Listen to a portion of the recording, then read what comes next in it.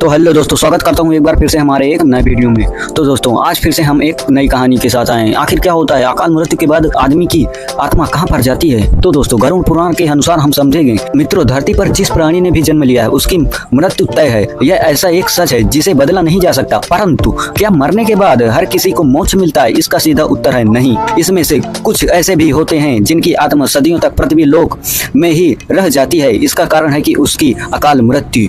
आपने कई बार देखा होगा कि आए दिन लोग सड़क दुर्घटना या फिर किसी आपदा का शिकार हो जाते हैं और आप अपनी जान गंवा बैठते हैं। ऐसी मौतों को धर्म शास्त्रों में काल मृत्यु कहा गया है।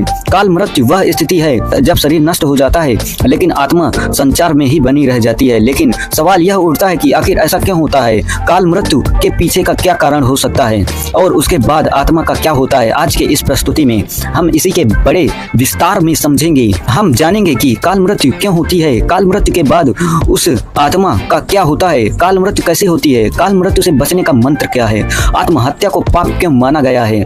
इसलिए इस वीडियो को पूरा देखें, ना डरें और ना किसी को डराएं। नमस्कार दर्शकों, एक बार फिर से आपका स्वागत है हमारे YouTube चैनल जय बजरंगबली पर। मित्रों, साधारण मृत्यु के बारे में तो हम सभी जानते हैं और समझते हैं, लेकिन काल मृत्यु का विषय ऐसा है कि इसके बड़े से बड़े कई बातें उठती हैं। गरुड़ पुराण के 7वें अध्याय में पक्षीराज गौर के पूछने पर भगवान विष्णु कहते हैं कि अगर कोई प्राणी भूख से तड़प कर मर जाता है या किसी हिंसक जानवर द्वारा मृत्यु हो जाती है या फिर किसी जहरीला पदार्थ का सेवन करने से उसकी मृत्यु हो जाती है या फिर पानी में डूबने से किसी मनुष्य की मृत्यु हो जाती है तो ऐसे मनुष्य की मृत्यु को काल मृत्यु श्रेणी में रखा जाता है। फिर पक्षीराज गरुड़ पूछते हैं कि यह नारायण काल मृत्यु क्यों होती है, कृपया मुझे विस्तार से समझाइए। भगवान विष्णु कहते हैं कि पक्षीराज, काल मृत्यु किसी भी कारण से हो सकती है, फिर चाहे वह किसी रोग के कारण हो या दुर्घटना के कारण। ऐसे में मनुष्य अक्सर यही सोचता है कि काश ये उनके साथ नहीं हुआ होता तो शायद उनकी मृत्यु नहीं होती। परंतु काल का क्या कारण अनेक जन्मों में किया गया दुष्कर्म को बताया गया है कि गरुड़ देव पूछते हैं कि भगवान, जब वेदों में मनुष्य की उम्र 100 साल निश्चित की गई है तो उनकी काल मृत्यु क्यों हो जाती है? इस सवाल के उत्तर में श्री हरि बताते हैं कि यह सच है कि वेदों में मनुष्य की उम्र 16 साल निर्धारित की गई है, परंतु इसमें दुष्कर्म को नहीं मिलाया गया है। यानी हर इंसान की मृत्यु तभी होती है जब उसके पास धर्म कार्यों के लिए शक्ति नहीं होती या फिर उसका शरीर उसे धर्म कार्य करने की इजाजत नहीं देता। इसके अलावा जब कोई इंसान अपनी इच्छा से धर्म कार्यों को त्याग देता है तो पृथ्वी पर उसके जीवन की अवधि कम हो जाती है।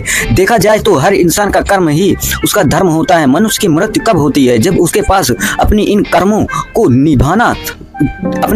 को निभाने की शक्ति नहीं रह जाती। इंसान की उम्र भले ही 100 साल हो, लेकिन अपने कर्मों के जारी वह अपने उम्र को खुद ही नष्ट कर चलता है। वेदों के ज्ञान का एंड होने से मनुष्य ही नहीं पता कि कब वह कर्म करता जाता है। इसलिए हर मनुष्य को धर्म के बारे में अवश्य जानना चाहिए। आगे पक्षीराज गरुड़ पूछते हैं कि यह नारायण काल मृत्यु के बाद आत्मा का क्या होता है? तब श्री हरि बताते हैं कि मनुष्य के जीवन के चक्र निश्चित हैं। काल मृत्यु को प्राप्त होने वाले जो मनुष्य इस चक्र को पूरा नहीं कर पाते उसे मृत्यु के बाद भी कई प्रकार के कष्ट भोगने पड़ते हैं। दरअसल अचानक ही मृत्यु होने की वजह से मनुष्य की इच्छा, कामना और तृष्णा बनी रहती है जो कभी पूरी नहीं हो पाती। ऐसे में शरीर तो नष्ट हो जाता है लेकिन आत्मा का मोह नहीं छूटता। स्थिति में काल मृत्यु वाली आत्माएं अपने परिजनों या जीवित लोगों को कष्ट पहुंचाती हैं और अपनी मनोकामनाएं पूरी करने का भी प्रयास करती हैं। यह आत्माएं भूत प्रेत पिशाच यानी में कई वर्षों तक यहीं भटकती रहती हैं। आगे श्री हरि बताते हैं कि प्राकृतिक मौत प्राप्त करने वाले मनुष्य को 13 या 45 दिन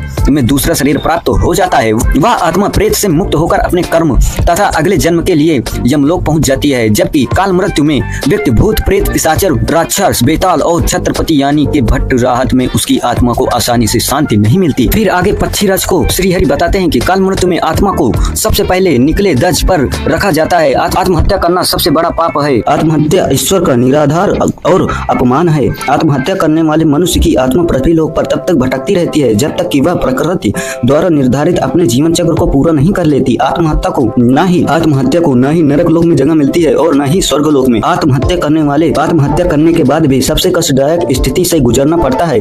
यह यह आत्माएं अपनी तमाम इच्छाओं की पूर्ति के लिए अंधकार में तब तक भटकती रहती है जब तक कि उनका जीवन चक्र पूरा नहीं हो जाता, क्योंकि यदि मनुष्य आत्महत्या करता है तो उसके कर्म और उसके शरीर का पूरा नहीं होता, इसलिए आत्महत्या नहीं करनी चाहिए। मित्रों, आत्महत्या करने वाली आत्माओं के कष्ट को तो नहीं कम किया जा सकता, लेकिन गरुड़ पुराण में काल मृत्यु को प्राप्त मनुष्य की आत्मा की शांति के लिए कई मार्ग बताए गए हैं। आगे गरुड़ देव पूछते हैं कि हे त्रिलोकीनाथ, मृत्यु वाली आत्माओं की शांति के लिए उनके परिजनों को क्या करना चाहिए। तब भगवान विष्णु बताते हैं कि काल मृत्यु प्राप्त मनुष्य के परिजनों को नदियों तालाब में तर्पण करना चाहिए। साथ ही अमृत आत्मा की इच्छा की पूर्ति के लिए पिंड दान और दान पुण्य जैसे सत्कर्म करने चाहिए, ताकि उनकी आत्मा को जल्द ही मुक्ति मिल सके। यह सत्कर्म कम से कम 3 से 4 वर्ष तक करना चाहिए, तब जाकर काल मृत्यु से मुक्ति मिलती है, उनके नए जीवन की शुरुआत होती है। मित्रों, काल मृत्यु से बचने के लिए हमें अच्छे कर्म करने चाहिए और दान पुण्य एवं भगवान की प्रार्थना करनी चाहिए, क्योंकि प्रार्थना में भाग्य को बदल देने वाली शक्ति होती है। इसलिए आप भी पुण्य करें और दूसरों को भी